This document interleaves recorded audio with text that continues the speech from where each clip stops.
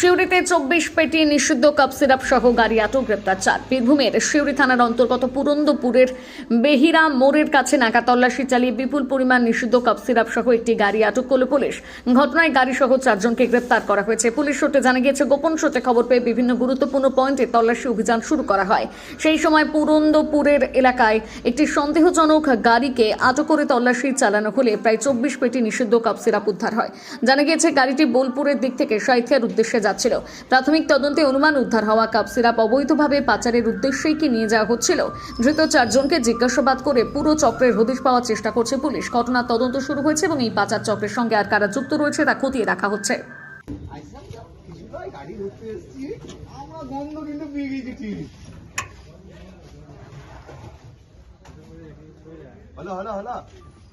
এই গাড়িটাই ছিল আমাদেরকে নাকচিকি করে দিয়েছে গুরু হবে দুপুরবেলা থেকে আমরা কিন্তু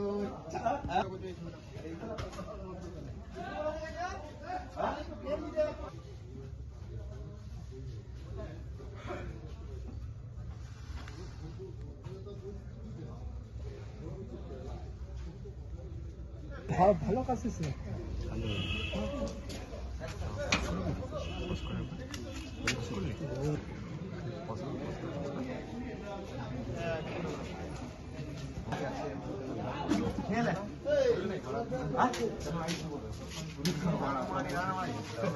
এই